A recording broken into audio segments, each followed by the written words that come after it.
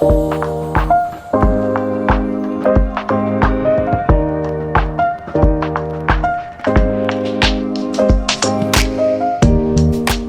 amigos, ¿cómo están?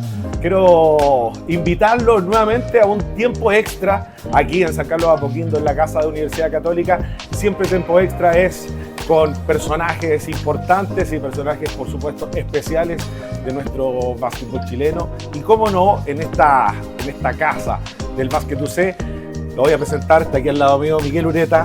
Bienvenido a Tiempo Extra, este programa especial, que no lo hacemos con todos, hay que decirlo, no lo hacemos con todos, pero hoy día un día especial para poder conversar contigo de tu historia y por supuesto del Básquet UC, de nuestro básquet. ¿Cómo estás? Bienvenido a Tiempo Extra, Miguel. Bueno, estoy bien, pero muy agradecido de esta oportunidad, Rodrigo, de verdad. Es un bonito reencuentro. Nosotros tenemos historias en comunes y me parece que es una gran idea poder hacer este tipo de programas, así como los que están haciendo en general ustedes que tienen que ver con el básquet. Así que muchas gracias por la invitación y espero que sea una conversación entretenida. Creo que es muy importante poder conocer y las nuevas generaciones también ir conociendo de nuestros personajes y sobre todo de nuestra historia y de nuestro básquet. Y aquí contigo hay una posibilidad importante. Lo primero, preguntarte, Miguel, ¿cómo llegas al básquet, a la naranja? ¿Cómo te acercas a este deporte que tiene tu historia y que también pudo influir también en la Católica? ¿Cómo llegaste al básquet? Mira, yo estudiaba en un colegio, el Colegio Calasanz, ahí en Ñuñoa, y antes tú estudiabas hasta las 2 de la tarde, no existía esta jornada completa, entonces nosotros, el barrio pasábamos, desde que terminaban las clases, nos íbamos al colegio, y ahí pasabas por cualquier cosa, porque estabas hasta las 10 de la noche, andabas pichangueando y buscando algún deporte. Y un día aparece un americano que jugaba en Unión Española llamado Berkeley Butte, que es un nombre muy, muy especial en Chile. Y Berkeley fue contratado por el colegio para empezar una academia de básquetbol. ¿Como entrenador? ¿Como profesor? Como entrenador. Él Como jugaba por Unión Española. El colegio pertenecía a los padres Escolapios, que eran españoles. Entonces, con Gonzalo Valdía, hoy doctor, decidimos meternos a ver qué onda. Bueno, y el americano era tan llamativo, ¿ya?, que nos volvimos locos y nos quedamos en el básquetbol y el tipo nos agarró al tiro y ahí empezó el básquet, con Berkeley Butte, con cosas muy divertidas. Por ejemplo, él tenía un auto muy chico, porque en esa época tampoco... Claro. Y el tipo, para entrar al auto, era un espectáculo, entonces Aparte era diferente ver a tipos tan altos, sí, y también de color muchas veces. No, Gallo era... Aparte, el tipo había estado en grandes equipos, ¿ya? Y en Unión Española en esa época era el equipo de Chile. Llevaban años y años saliendo campeones de Santiago, que era en torno a donde se jugaba un campeonato muy importante de la Asociación Santiago. Miguel, ¿te gustó mucho el básquet? Al tiro. Porque la carrera de educación física viene después, exactamente relacionado al deporte, pero el básquet te gustó mucho, te llamó la atención. ¿Y en qué momento aparece la Católica? ¿En qué momento aparece el club que finalmente no te moviste más? Nunca más. Aparece porque con el mismo Gonzalo decidimos, y un amigo nos dice, oye, vayan a probarse a la Católica. Y fuimos un día al gimnasio de Gasco. Tú no nacías. Y fuimos allá y nos probamos en la Católica, quedamos, no me voy a olvidar nunca, Luis Santibáñez, que en paz descanse, que era el utilero, nos mira Gonzalo. El mítico Luchito. El mítico Luchito. Que también lo tuviste. Lo alcanzamos a conocer, claro, por supuesto. Y Lucho nos dice, a ver, talla M, L. Oye, que te pasara los uniformes, Lucho, para todos los que jugamos alguna vez en la Católica, era especial, o sea, llegaste al club. Y él era el que manejaba toda esa situación y de ahí no nos movimos nunca más. Entonces empecé a jugar en la categoría infantil en la época, intermedia, juvenil, y jugué 2 años con la liga, ese equipo que sale campeón, pero yo jugaba muy poco. En esa época los entrenadores usaban 5 jugadores. Y había mucho menos rotación, ¿no? No existía, porque el que estaba en la rotación número 9 Ojalá le pasara algo a alguien para que tú pudieras entrar, si no, no tenías ni una posibilidad. Así que fueron lindos momentos y de ahí no me moví nunca más. Entré a estudiar educación física. En esa época se estudiaba educación física en la Chile, porque no había otra carrera de educación física. Y bueno, de ahí seguí en el club y como a los 24 años dejé de jugar, digamos. Muy joven. Muy joven, sí. Y tomar la decisión, que no es una decisión fácil, de decir, me voy a dedicar a ser entrenador. ¿Cómo fue esa decisión? Y también tomar responsabilidades también en un equipo donde había ganado mucho, donde habían figuras también muy importantes, nombres importantes. Fue un desafío para ti también, tan joven, comenzar esta carrera y también a cargo de una institución tan importante también. Sí, es que hay que estar en el momento justo en la vida. Es el momento justo. En esa época estaba Héctor Oreste, que salió campeón. De los títulos. De los títulos. Fue el mentor. Estaba Manuel Herrera también ahí, un equipazo. Jorge Ryan, Paul Garland, Daryl Bauckham, Alejandro Crifucay, Pancho. Hay un equipazo. Claro. Un auto Fórmula 1. Y con título en línea. En línea. Entonces, Tito, el club le ofrece ir a otro cargo dentro de la organización del club y me ofrecen a mí tomar el equipo. Y ese primer año que tomamos el equipo, me empieza a ir muy mal. Muy mal, muy mal. Los primeros 5 partidos, a ver, la Católica de Tito perdía 3 partidos al año. Ganaba siempre. Siempre ganaba, pero perdería 3, 4 partidos al año. Y yo tomo el equipo con 29 años y los primeros 5 partidos los perdí. Los primeros 5. Y el club aguanta, era noticia el tema, era complejo. Me recuerdo que habíamos ido a jugar a La Salle, retiramos el equipo, un escándalo. Fue muy, muy tortuosa toda mi entrada al primer equipo. Y llegamos, en esa época, el primero y el segundo jugaban la final, a un playoff a 3. Y agarramos una racha que nos permite... Se metieron ahí. Nos metimos y nos permite quedar primero. En el último partido nos volvemos a meter primero. Ya la efervescencia, claro. Católica va a salir campeón el quinto por otra vez. Habíamos sido campeones 4 veces, habíamos ganado el campeonato de Santiago, bien. Y yo era muy joven para ese tema. Y me acuerdo que nos toca jugar la final con Ancud. En Santiago, Nataniel, que era el lugar donde se jugaban las grandes finales. Y nosotros no donde se iba en masa también a la cancha. Todo el mundo. Porque también se sabía, era más popular de alguna manera. Sí. Hoy día es más de nicho, pero en ese momento era más popular también, el deporte en general. Sí, había el rincón de la puñalada había en el Nataniel. ¿Ya? Yo creo que en todos los gimnasios de Chile existe un rincón de la puñalada, pero en ese momento era como el mítico rincón de la puñalada, era entretenido porque ahí iban a destruirse entrenadores, jugadores, todo. Y Ancud nos gana acá. Ancud nos gana, que fue una sorpresa, que era otro equipazo. Julio Córdoba, Diego Lowe, un montón de jugadores. Se jugaba con un americano. Y entonces teníamos que ir a jugar el partido a Ancud. Allá. ¿Ya? El juego 2. El juego 2, que era antes de Navidad. Y Ancud en 2 años no había perdido. No había perdido. Que era un imposible para nosotros. Y vamos a Ancud, y Ancud ya tenía hasta los fuegos artificiales, todo se transmitía por televisión nacional, cadena abierta, y ganamos en Ancud. Volvemos a pasar el año nuevo, volvemos a pasar la Pascua acá, ¿ya? Y el día 26 teníamos que ir a cancha neutral a Valdivia. En Valdivia. En Valdivia, porque no se jugó donde correspondía el primer lugar. Claro. Se jugó en cancha neutral en Valdivia. Así estaba programado. Y ahí perdimos contra Ancud por 6 puntos. Y tengo anécdotas muy buenas porque el equipo que nosotros teníamos, casi todos eran mayores que yo. Claro, dirigía a todos mayores. Estaba Manuel Herrera. Bueno, y por eso Manuel Herrera, imagínate. Haberlo tenido tan joven también, por eso te hablo un poco de los desafíos de haberlo tomado tan joven como entrenador. Sí, pero ahí hice cosas que eran naturales, no eran cosas que yo la hubiese pensado o que estaban en un libro. Era tal el respeto y era tal la calidad que tenía Manuel, que no me voy a olvidar nunca, en Valdivia, sentado al lado del calle, esperando que llegara el partido en la noche, que ya el gimnasio estaba lleno a las 5 de la tarde, y le cuento a Manuel lo que íbamos a hacer. En el juego. Cosa que no hice nunca con ningún jugador en mi vida. Y Manuel me dice, vamos para adelante.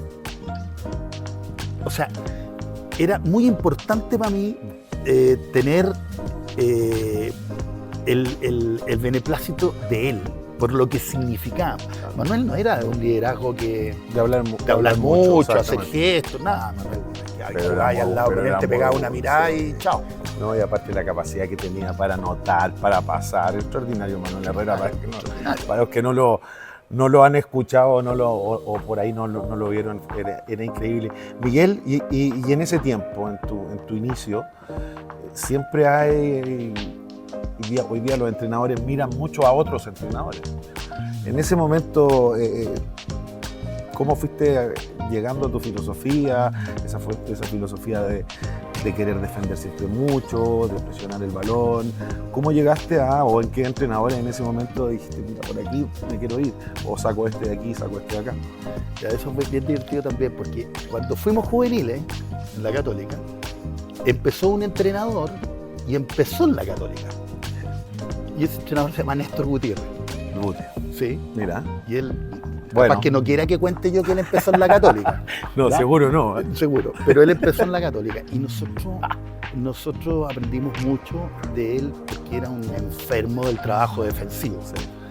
Y de los detalles. Y de los detalles. Entonces yo ahí tengo una mirada muy de él en el aspecto defensivo. Y me tocó trabajar en selecciones juveniles con Renato Rayo, que él tenía una mirada más global del básquet.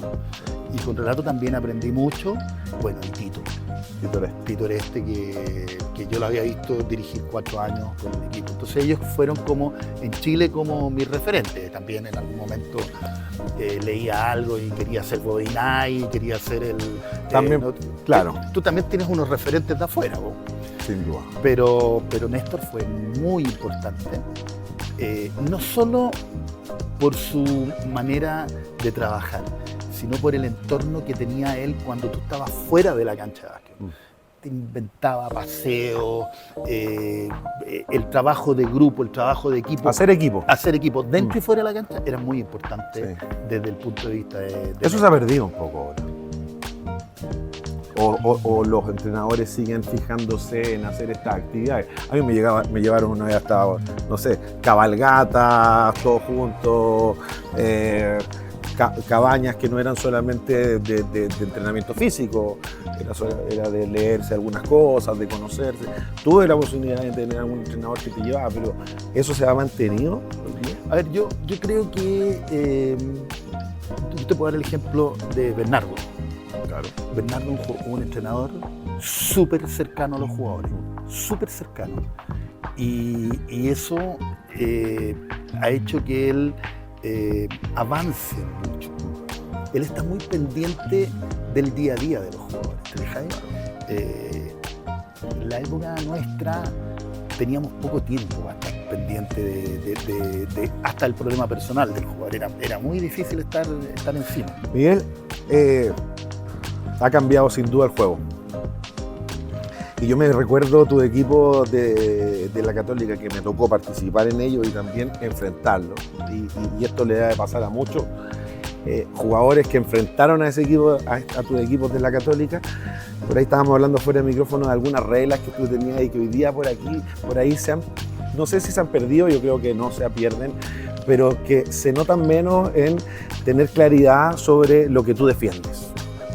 Tus equipos tenían una característica muy clara de que cuando querían jugar un juego entre dos en 45, cortinas directas, o los bases querían jugar un pick directo en el centro, les negabas esa opción. O sea, los mandaba y todo el mundo y todo el equipo, hasta el utilero, sabíamos por dónde íbamos. Y gritaba a fondo. Sí. ¿No es cierto? Sí. Hoy día se ven menos esas cosas. ¿Cómo llegaste a eso y cómo ve hoy día el básquet? Porque Católica finalmente, y ese equipo con esas reglas, consiguen una estrella. Sí. Un título. ese equipo consiguió algo, y aquí tú fuiste muy culpable, cuando jugamos con Yanquiwe, pero vamos a llegar a ese tema. A mí me toca ir por razones personales, me toca ir a Argentina y me toca ser asistente durante una liga de Julio Lama. Un gallo extraordinario, un coach extraordinario, no solo dentro, sino que con una capacidad de gestión del recurso humano insuperable. Bueno, uno de los grandes entrenadores. De los grandes entrenadores a nivel mundial. Exacto. Entonces tuve la suerte de trabajar con él y él, yo me acuerdo, estaba en los entrenamientos y yo anotaba todo. Y bueno, él jugaba a fondo. Y las selecciones argentinas jugaban a fondo porque nos tocaba enfrentarla y era muy claro el básquet argentino con esa situación. Y ahí era fondo largo, fondo corto, dependiendo del interno si era un tirador o no, o caía solamente. Claro. Entonces, de ahí, cuando vuelvo a Chile, yo obviamente había aprendido y eso funcionaba. Y era una regla que no solo funcionaba entre los dos que defendían la situación, sino que, como tú decías, la hacía funcionar todo el equipo. Y eso en Chile en ese momento, bien. Exacto. Estábamos todos perdidos. Y lo sufriste tú y lo sufrió un montón de Totalmente. gente. ¿Te fijáis? Después que llegamos, ese año nosotros hacemos una final maravillosa, con un promedio del equipo de 20 años, y jugamos con Provincial Yanquiwe. Y jugabas tú en ese equipo. Y nos fuimos 7 juegos. 7 juegos.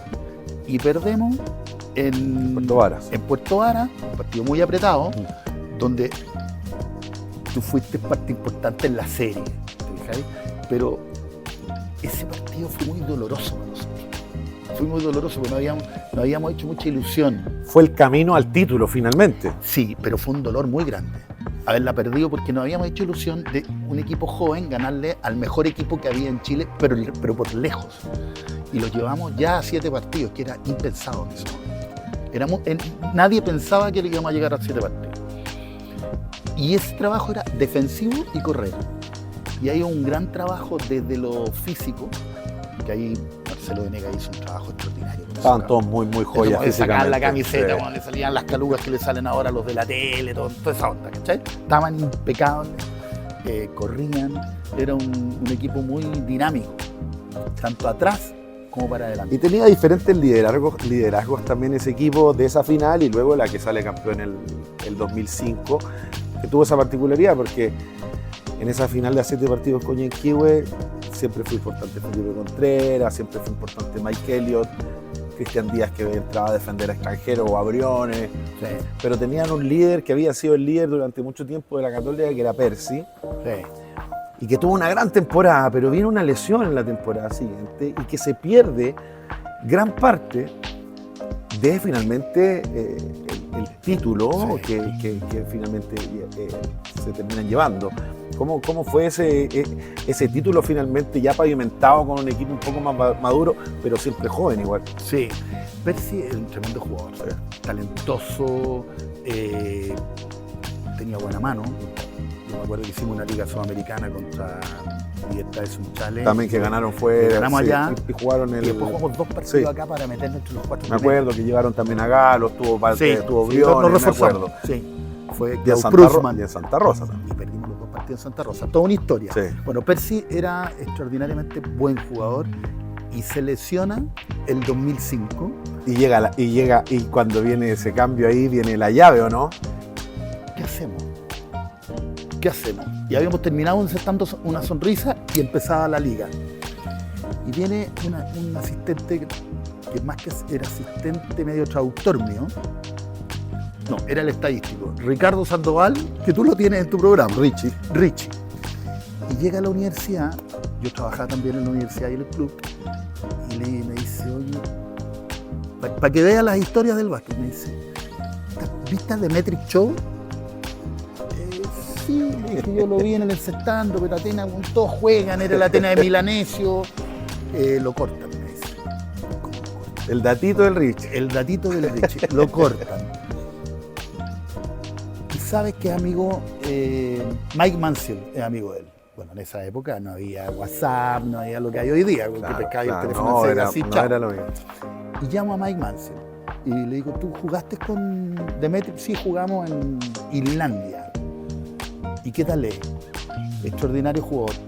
Porque Mike ya estaba con nosotros. Y me dice, pero yo no sé si tú vas a poder con él. Me dice, ¿cómo no voy a poder? Es que yo sé cómo eres tú y esto va a terminar mal, me dice. Un ratito dijiste. Un ratito. Entonces, y la otra que me dice, yo no sé si Cristian Díaz y yo vamos a poder con el juego interno. Entonces, te quedas ahí, ¿qué hago? La decisión. ¿Qué hago? Bueno, y tomamos la decisión y trajimos a Demetri, estando décimos, ya íbamos muy abajo, y el tipo nos cambia el equipo. Sí. Nos cambia el equipo y el equipo empieza a jugar Muy de otra sólido. manera, muy sólido. Y que venían de atrás también. Y veníamos de atrás y con una personalidad increíble, anécdota. El primer partido vamos a Boston y Demetri llega sin zapatillas al entrenamiento de la mañana. Entonces yo le digo, ¿pero cómo? Y Percival entrega las de él. ¿Me entendí? O sea, hay cosas ahí. Detallitos El que... tipo vamos a Boston, que Boston tenía un equipazo, y lo pasamos por arriba. Demetri llegó en la mañana y lo pasa por una actuación de él excepcional. El chico era tribunero, se saca la camiseta, Totalmente. hace todo un show. Y Demetri empieza a llenar el gimnasio y se empieza a crear toda una cosa virtuosa que nos hace ganar. Y un gimnasio que también era muy especial. Sí. Mítico totalmente. Y que tú ya nombraste. ¿Cuánto perdió nuestro básquet? ¿O cuánto hemos perdido en todos estos años? O ponlo así, ¿cuánto ganamos desde que comenzó el Encestando una Sonrisa? Este torneo que hoy día cuesta ver equipos adultos, profesionales jugando en nuestras canchas. Si no es por un torneo internacional de Liga Sudamericana o Champions, no los ves. Pero antes estaba el Encestando una Sonrisa. El único, era lo único. Que era el único que no solamente venía selección argentina, selección de Cuba, sino que venía el campeón de Europa, venía Varese, venía un equipo lituano, Claro. venía el Juventud de Badalona, Tenerife, no sé, el Varese de Italia. Poseco. claro. Fija, entonces, Es que hoy día es imposible hacer eso. es imposible hacerlo. Es Es imposible, imposible que regresen ese Es que, mira, era una época que había poca hotelería en Chile. Estaban empezando a hacer los hoteles, entonces en torno a esa zona que era muy económica o comercial, yo diría que económica, era como un centro económico, se empezaron a instalar hoteles. Y nada más que por contactos personales, esos hoteles cuando tenían que hacer su marcha blanca, no aceptaban que los equipos fueran gratis. fueron ellos. ¿Te fijas? Después la comida, alguien decía ya, yo me pongo con la comida. Es que era un lujo de torneo. El lujo de torneo, los equipos argentinos se peleaban por venir. Y no solamente lo que se veía, los jugadores, los equipos y los partidos. Me acuerdo un partido Varese Boca Juniors, Increíble. Paco Festa, Gianluca Poseco. Gianmarco Poseco, exactamente. Fue una locura de partido y de análisis. Increíble. De análisis. Pero no solamente era eso el Encestando una Sonrisa, eran clínicas en la mañana. Sí. Bueno, teníamos entrenamientos obligados de los equipos. Los equipos estaban obligados a entrenar en las mañanas, por contrato. ¿Usted quiere venir a este torneo? Un torneo benéfico, porque era un torneo de beneficio a los niños con enfermedades renales crónicas. Un torneo que lo crea Paul, un ex jugador de la Católica. Y lo sacamos adelante el torneo, se involucra todo el club, se involucra la empresa privada y se hace un lindo torneo donde los equipos entrenaban en la mañana, ponte tú, empezaban a entrenar a las 8 hasta las 2 de la tarde, almuerzo, y a las 3 de la tarde empezaban las clínicas para entrenadores. Venían entrenadores de todo el país De todos lados.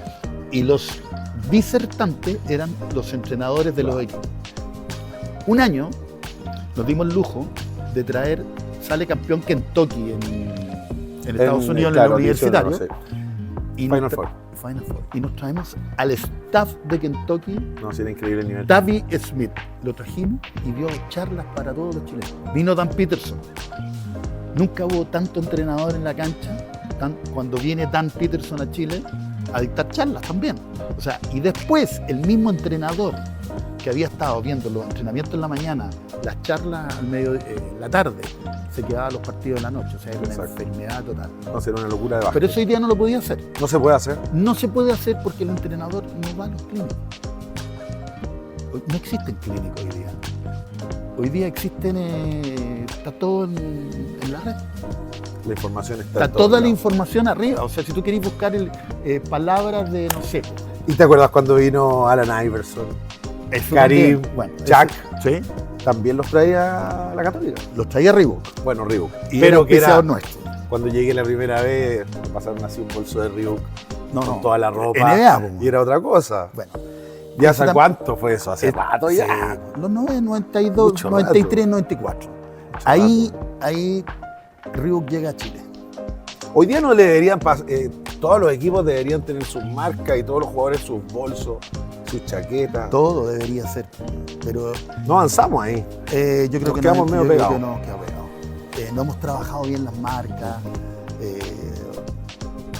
Bueno, yo creo que hoy día nosotros, por ejemplo, estamos como que retomando eso. Esa parte. Retomamos una marca importante. Le voy a hacer reclamo a la marca porque es nuestro auspiciador a partir de hoy día, Ah, no me digas. Kelmes, que es una marca española de básquet, ropa. Nos van a auspiciar y tenemos un contrato no como lo que teníamos Reebok. ¿Qué pasaba con ese tiempo? Que es importante. Reebok venía arribando a Latinoamérica y a Chile. Entonces, la manera de entrar en el fútbol era a través del básquet, que era más barato. Y hay un gringo que, cuando yo llego de España, me dice, hagamos 3x3. En Que tu se gimnasio. hicieron un montón también. Claro, hagamos 3x3 en tu Sí. gimnasio. Y me dice un joven. Eso fue el año 98, Más o 99. menos, más o menos. Yo todavía tengo póster de eso. Entonces ya le digo yo, pero lo quiero hacer en tu gimnasio, me dice. Ok, no hay problema. Yo ya había visto 3x3 en España. Se hicieron hasta uno en el estacionamiento Se del hizo Alto en el Las Alto Las Condes. Condes. Y buena memoria. Y yo le digo, ya hagámoslo. Yo te regalo unas pelotitas. Me dijo, no, pelotitas no. Hagámoslo como en España, donde tú te metís. Y ahí firmamos un acuerdo con Reebok. Entonces nos llenó Reebok de cosas. Cada jugador se le entregaba un bolso, polera. ¿De cuánto hay? Zapatillas Zapatillas, pero zapatillas. y las Pump. ¿Te acuerdas? Sí. Pump No, o y Pump. después la Iverson Todas. y... Bueno, y un día el presidente de Reebok Chile, que estaba muy entusiasmado con el tema del básquet, nos dice, traigo a Karim Abdul-Jabbar a Chile, auspiciado por Reebok. Hay que hacerle algo. Karim va al Verbo Divino en la mañana y viene a Santa Rosa. Lleno, globos arriba, pero Karim era la persona más poco carismática que podía existir. Un fome que te cagáis. El gallo miraba así, no sabía dónde estaba. Al año siguiente, cuando yo estaba, me invitaban a comer con ¿sabes lo que es estar al lado de Karim comiendo? Imagínate. Bueno, y después trae al rookie del año, Alan Iverson. Hoy día cuesta mucho, hoy día ya hace mucho que no viene una estrella de la NBA acá. Muy difícil porque las marcas no los traen. Y yo Hemos creo retrocedido un poco en ese sentido, no sé. porque las marcas ya están instaladas. Claro. No necesitan hacer esa inversión. No le interesa simplemente, ¿te fijáis? Están en otro tema. Oye, Miguel, hablaste que estuviste en Argentina, que tocó cuando Alejandro Coloma también se hizo cargo un tiempo del equipo que termina cuando tú regresas siendo campeón. Pero también anteriormente, la gente también es importante que lo sepa, no somos un país donde los entrenadores toman muchas decisiones de irse afuera o los llaman o tienen lugar. Tú tuviste tu paso por España, tuviste ahí un aprendizaje importante. Cuéntanos un poquito de eso. También fue divertido, estar en el lugar preciso. Mi ex señora la envían a España. Yo digo, pido permiso en el club. El club siempre me ha dado permiso y me ha guardado el lugar. Y partimos a España, toda la familia. Y yo llegué a mirar básquet. Esta cuestión va a ser un par de años, voy a mirar básquet. Y lo primero que hago, asistir a un clinic a Murcia. Entonces llamo a la federación y digo, mira, yo voy a ir a Murcia, tengo la posibilidad de llevar a algún entrenador en mi auto, para que el tipo me fuera explicando. Bueno, y paso a buscar ahí a la Plaza de Toros de Madrid a un entrenador, Guillermo Hernández, no me voy a olvidar, hasta el día de hoy somos amigos. Llegamos a Madrid, nos tocó el mismo lugar de alojamiento y en un momento me dice, hace un chileno acá? ¿Qué hace? Imagínate, estamos hablando de los 90. Claro. Y yo le cuento mi historia, pasa esto. Oye, me dice, tengo un equipo de mujeres en el Liceo de Madrid, que era como la segunda división del básquetbol de Madrid. ¿Ya? ¿Querés tomarlo? Eso, que no tengo entrenador. Y ya, Sí, pues, sí. lo tomo. Y nos empieza a ir bien. Jugamos al tiro ese año la final con el Canoe, que es como una filial del Real Madrid. Y ahí el tipo me dice, ¿sabes qué? Te ofrezco que seas jefe técnico de todas las categorías, pero aparte te pasamos al equipo de varones. Bueno, y ahí empezó una carrera y me empezó a ir bien. Y cuando yo estaba esperando más o menos que apareciera algo, entra mi ex señora, y me dice, me llamaron de Chile. Pues vamos. Eso fue. Bueno, vi los Juegos Olímpicos. Me tocó ver los Juegos Olímpicos, me tocó ver muy buen básquetbol. No, me imagino. O sea, Y ahí, ahí. y ahí me acuerdo, traje una enfermedad que era el triple post. El triple post. Triple post. ¿Te acordáis del triple Sí. post? Que todos los equipos en España lo utilizaban. Y tenía 1000 formas de utilizarlo. Claro. Y lo implementé acá y bien. Se juega poco ahora cerca del aro, Nada, ¿cierto? nada. Es todo juego abierto. Me gusta el juego como se juega ahora. Sí. Me gusta mucho. No me gusta que defiendan tampoco los equipos. Porque yo tengo esa mentalidad que viene de Néstor y a mí me gusta el trabajo defensivo y correr la cancha rápido. Te gusta correr, defender y correr. Defender y correr. Se cometen muchos errores. Hoy día el 5 contra 5 tenéis que pensarlo mucho. Una lectura igual, yo creo. Sí, a ver, la lectura del pick and roll central y cómo está el comportamiento del resto de los jugadores tiene 1000 lecturas, ¿ya? Pero creo que es como un poco estático el juego, el 5 contra 5. Sí. Y si te escautean bien, que te van a escautear y con toda la tecnología que hay hoy día, O sea, sin Cuesta duda, mucho. sin duda que hay que correr para ganar, defender y correr, ¿no? ahora, los equipos, porque esto se ha transformado todo en algo muy táctico, los equipos también crearon mecanismos de transiciones defensivas Sí. difíciles de derrotar. ¿Cómo está la Católica? ¿Cómo está el Básquet UC luego de la última temporada 2025? Fue una buena. Sí. También adaptándose a la casa. Creo que por ahí conversábamos con uno de los entrenadores de las menores.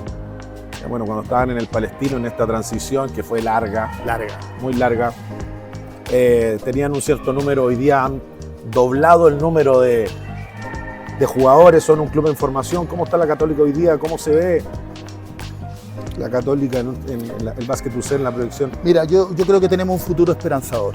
Ya tenemos alrededor de 300 niños en la serie formativa, en los trabajos desde lo que es la sub-11, por llamarlo hoy día, hasta la sub-21. Y atendemos alrededor de 300 niños más en las escuelas, que esos son programas de todo el año. Y eso está funcionando bien. Muchos niños quieren venir a jugar a la Católica. Y este año, el 2025, hicimos algo muy loco. A mí se me ocurrió la idea porque había niños que iban a quedar afuera de este programa. Claro. Alrededor de 50, 60 niños. Un montón. ¿Qué hago con 50 niños a la plaza, compadre? Entonces empecé a llamar a los exjugadores, algo que no se hace mucho en Chile, pero se hace mucho en Estados Unidos. Y al primero que llamo es a Paul. Paul es un enamorado de la Católica, es un gallo que le ha vuelto la mano, y le digo, mira Paul, quiero hacer una cancha afuera para poder atender a estos niños. Y el gringo me dice, bueno, le vendí el cuento, y él me dice, vamos. Y empezamos a pedirle plata a todos los exjugadores y se empezaron a poner y armamos una cancha. Cancha fuera. Una cancha que tenemos acá afuera y eso nos permitió Otro atender espacio a para poder entrenar. otro espacio. Hasta que vino el gringo y me dice, no, esto hay que techarlo. Ay, mejora. Y aportaron, él y otras personas aportaron a que ahora en 15 días más vamos a tener. Lo van a tener. Vamos a tener. Wow. Y ahora voy por un piso especial. Entonces, eso ha sido hecho para el club con aporte de los exjugadores. Claro. No sé si me entendís por Tiene dónde voy, mucho pero valor. tiene un valor, Tremendo. un valor que yo creo que va a ser transmitido primero a todas las demás ramas que lo van a copiar. Y yo creo que el exjugador tiene la obligación, si le fue bien en la vida, de devolverle la mano a su club. Y eso es lo que me está ocurriendo y nos tiene muy contentos. Y después, yendo al primer equipo, tenemos una camada de niños ya, que lo está haciendo muy bien, que Bernardo los está manejando muy bien y nos tiene muy esperanzados de que de aquí a un par de años estemos peleando arriba. Te quiero comentar que nosotros el último año fuimos el presupuesto más bajo de la liga. Y le fue muy bien. Y estuvimos- O sea, ahí está la evaluación. Ya cómo nos fue con este presupuesto, cómo nos fue, bueno, fue Costo-beneficio excelente. extraordinario. ¿Te fijáis? Traemos chicos, estos chicos que van a jugar el Domani ahora son grandes. Estamos más preocupados de la formación que de los títulos en series menores. No nos preocupa No sino ganar. lo que está pasando en Chile, que todo el mundo quiere con los niños ganar. Pero estamos pensando, También hay que ver cómo perder. sí, la derrota es mala, pero se aprende mucho. Sí. Se aprende mucho. Ahora, el tema es cómo formamos a estos chicos altos para que lleguen de buena forma al primer equipo. Claro. Ese es nuestro objetivo. Y mucha gente, y muchos entrenadores, incluso amigos, dicen, pero ¿cómo? La Católica, y es verdad, con la infraestructura que tienen, no quieren ser campeones. ¿Qué pasa? No, compadre, estamos formando jugadores. Es clave la cabeza, por así decirlo, que la tenga sumamente clara de qué son un club, de para qué o cuáles son los objetivos. O sea, creo que hay que tener sumamente claro que cuando eres un club formador y que las lucas o las pocas lucas que hay van a la formar, formación. claro. Tienes que tener claro de que a lo mejor no vayan a ganar siempre, lo más probable es que pierdas y que por muchos momentos a lo mejor te veas mal. Sí. Te veas mal y eso es importante que lo tengan claro porque muchas veces a lo mejor lo tiene claro el entrenador, pero no lo tiene claro la dirigencia en otros clubes. Y tener esa claridad completa creo que es fundamental. Va a ir un poquito cerrando. ¿Te gusta la selección chilena de hoy? Sí, me gusta. Yo creo que la selección compite. Y eso es un... Pero antes no competíamos. Yo he escuchado que hoy día no salimos a ganar. Yo sabéis que me he dado cuenta, Miguel, que esta selección con Claudio Jorquera, primero en coach, después con Cristian Santander y ahora con Manu, no ha logrado meterse en este nuevo formato de ventanas que ha sido muy bueno porque ha acercado este nuevo formato el hincha a la selección y puede ver la selección, pero esta selección no se ha logrado meter quinta. Nos tocó meternos quinto. Sí, sí, era otro formato. Otro formato. Sí. Entonces, hoy día, claro, hoy día sí compite, hoy día a todos nos gusta la selección, nos encanta cómo le ganamos a Argentina, nos encanta cómo jugamos contra Venezuela, disfrutamos con nuestros jugadores. Pero no hemos logrado dar ese paso hacia adelante porque también los otros crecen. Yo creo que ¿Qué ha pasado? Brasil se está disparando. No, Brasil Brasil no es se como está agarrarlo disparando. ya. Ya. Pero también pasa mucho por la continuidad también de un Petrovic. Sí, sí. De decir, mira, ¿sabes qué? Traigo a este entrenador con esta filosofía y lo dejo trabajar. Pero mira, yo te voy a decir una cosa, Rodrigo. Cuando la selección se metía cuarta, quinta, ahí peleando con Paraguay, recibíamos derrotas duras a veces. Pero A también veces le peleábamos a Brasil, perdimos por 2 puntos en su casa en el Sudamericano, tú fuiste. Hicimos un partidazo, pero después nos hundimos. ¿Te fijas? Pero, ¿cuántos jugadores estaban en el extranjero? Y esa es la clave, para mí. Claro. Esa es la clave. De esa selección que fuimos a Brasil, por ejemplo, a Campos. muy poco no habían jugadores que jugaban en el extranjero. Entonces, eso te cambia la vida. Te hace un equipo que viene con otro ritmo, jugadores que vienen con otra mentalidad, Sin duda. con otro nivel de entrenamiento, con otro nivel de competencia, por lo tanto conforman un equipo peleador. No es No que fácil. una vez le haces la collera a Brasil, sino que estás ahí con Todo el Brasil. tiempo. Estás ahí con Venezuela, estás ahí, estás ganando y perdiendo con Colombia, ¿te fijáis? Entonces hay más consistencia hoy día. Y lo otro que hay es que la gente le gusta la selección. y la gente está acompañando nuestra selección y tenemos referentes como Sebastián, Seba Herrera y otros más también, pero el Seba que lleva la batuta firme en el mejor básquetbol del mundo. Para mí es uno de los mejores tiradores del mundo sin duda. Mira, Sebastián Herrera es un elemento, es un deportista chileno que ha logrado niveles altísimos. Es capitán de uno de los clubes más importantes de la Euroliga. Para mí estuvo ahí raspando de ser el mejor deportista nacional en esta última pasada de 2020. Sí. Estaba ahí al palo con los que estaban disputando el Todavía lugar. no dimensionamos. ¿Sabes qué pasa? Que Sebastián no tiene, el gran problema de él es que no tiene mucha publicidad en Chile. Claro. No la tiene. El periodismo chileno no sabe todavía que es una Euroliga. No entienden que raspa con la NBA. Son dos juegos diferentes y hay mucha gente que le gusta más la Euroliga que la NBA. Sin duda. ¿Ya?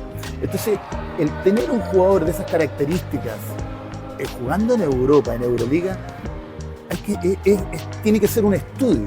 Y después hay una gran discusión en los premios de los deportes colectivos y los deportes individuales, que para mí son totalmente diferentes. Claro. ¿Te fijáis? Entonces ahí hay que echarle una mirada a eso. Sebastián, cuando viene a Chile, que viene a los campamentos, se pasa 4 días aquí en la cancha. Estuvimos presentes, sí lo vimos. No anda... Claro. Está trabajando. Él es de una humildad y no anda mostrándose. Y si tú lo llamas, va a tu programa. ¿Te fijáis? Yo creo que le falta prensa a Sebastián. Totalmente. Le falta prensa. Porque Totalmente. O sea, camino al aeropuerto deberían haber 2 letreros gigantes de Sebastián Herrera con su marca. Qué menos mal que está con una marca hoy día importante. Sí, claro. Que lo firmaron. Pero también nos falta. Pero perdona, no sé si la marca lo sabe. ¿Sabe quién es Sebastián Herrera? Claro. El provecho que le puede sacar. Es verdad que el básquetbol no es el fútbol, en términos de masa, de gente compradora. Sí. ¿Ya? Pero raspamos si no somos el segundo deporte más popular en Chile. Raspamos ahí. Entonces, Sí, o sea, sin duda el deporte, el básquetbol, el deporte que corta más entradas en el año después del fútbol, el básquet sin duda. Sí, sin duda. Entonces ahí yo creo que no somos muy mediáticos en el básquet, no nos manejamos muy bien en estos términos. Tenemos mundo por crecer en esa parte. Muchísimo. Entonces, claro, Sebastián está muy preocupado de su mundo allá, obvio, porque está jugando allá y no acá. Claro. Pero acá tiene que tener a alguien que lo mueva, que lo exponga, que lo muestre, y eso no se está haciendo. Oye, Miguel, podríamos estar conversando infinito sobre muchísimas cosas del básquetbol. La verdad que te quiero agradecer muchísimo el tiempo acá en la casa de Básquet UC, en este maravilloso edificio. Pero no me puedo ir sin preguntarte qué es la Católica para ti. ¿Qué es la Católica? ¿Qué es esta institución que ha estado contigo tanto tiempo? ¿Qué significa para Miguel Ureta? Bueno, mi casa. O sea, yo podría decir que es casi mi primera casa. Es verdad que tengo otra casa, pero yo paso más acá que en mi propia casa. Y el básquetbol ha sido mi vida. Yo he podido vivir en torno a una pelotita. Y esa ha sido mi vida. ¿Te fijáis? Me encanta ver cómo los niños están haciendo deporte. Me encanta ver que el equipo va hacia arriba nuevamente. Son trabajos difíciles porque no tenemos un alto presupuesto. Y en mi casa. Yo llevo, desde que empecé a jugar, voy a completar 55 años acá en el club. O sea, debo ser el segundo ciudadano más antiguo de este club. Y me aguantan con todas mis dificultades, mi manera de ser, me las tragan todas. Así que yo creo que es un lugar donde me siento muy feliz. Y se ha notado durante todo este tiempo, la verdad, Miguel, te quiero agradecer muchísimo que nos haya acompañado en este tiempo extra, este programa especial para la gente del básquetbol. Agradecerte muchísimo nuevamente tu tiempo. Nada que agradecer, el que tiene que agradecer soy yo. Yo tengo muy claro cuando llegaste a la Católica que era una de paso, que llegaste a jugar un año, lo hiciste muy bien y después te fuiste a Español de Talca, ¿no? Total. Y después siguió tu carrera, una carrera maravillosa donde me cargaba jugar contra tu equipo y contra ti en especial. La verdad es que llegaban momentos de nuevo el chongo y nos caga goles y nos caga goles y nos caga goles. Era, disculpen, no lo podía ver. Creo que voy a recordar siempre a Ángel Olivares, que fue el único que te controlaba porque era tan bandido como tú. Y la verdad es que te quiero felicitar porque sigues en el básquetbol desde otro lugar y necesitamos gente tan fanática del básquetbol y que desde otro lugar le puede entregar tanto. Y lo voy a decir no porque me haya hecho la entrevista, porque si no me la hacía y me daba lo mismo, pero te voy a decir algo que es importante. Lo estás haciendo súper bien, con mucha naturalidad en tus programas. Y eso la gente del básquetbol lo siente. Por ahí nos faltan los que critican, no, que lo estás haciendo bien. Así que sigue adelante, ojalá lleguen más programas y que no vuelva a jugar nunca contra nosotros. No, muchas gracias por las palabras, Miguel. Y nada, agradecerte nuevamente a toda la gente que nos sigue en Tiempo Extra, un Tiempo Extra especial junto a Miguel Ureta aquí en las canchas del Básquet UC. Nos vemos en una ocasión más de Tiempo Extra. Chao, chao.